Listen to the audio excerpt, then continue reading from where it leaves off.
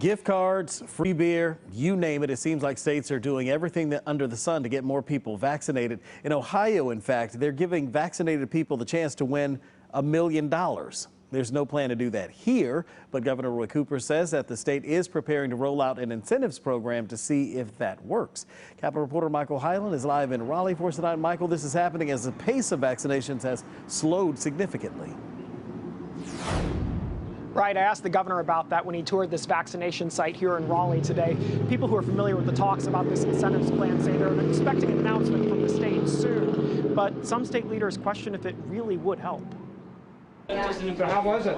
It was good. It was good? With fewer people showing up for vaccinations, North Carolina Governor Roy Cooper says they may need a new incentive. I think it's important that we do what we can under the law to get more people vaccinated in North Carolina. State data shows the first week of April, more than 336,000 people got their first dose. That dropped to 129,000 2 weeks later and 71,000 last week. Cooper said the state is planning to start a pilot program to offer an incentive to people to get vaccinated, but it's unclear what that'll be. Ohio's governor just announced a lottery to give 5 people $1 million and college scholarships for 5 younger people. We will be looking carefully at Ohio to see what their uptake of vaccinations is. I'm not sure if we want to follow Ohio. Democratic State Senator Wiley Nichols says gift cards could help and also called on more businesses to give people paid time off to get vaccinated. Incentives will help, and we need to just, I'm a big fan of throwing everything we can at the wall and seeing what sticks. I asked Republican leaders in the General Assembly about it. Do you think the state should be offering any kind of financial incentive at this point for people to get vaccinated? So I think that very well could be counterproductive. And then once they offer $100, a number will say,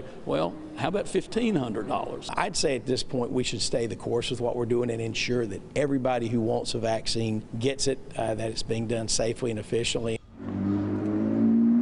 In an interview today on CBS This Morning, Dr. Anthony Fauci pointed out they do use incentives to get people into clinical trials, so it's not a new concept. Governor Cooper says by starting with a pilot program that would tell state officials whether this is actually working before they tried to roll it out statewide. Live in Raleigh, Michael Hyland, CBS 17 News.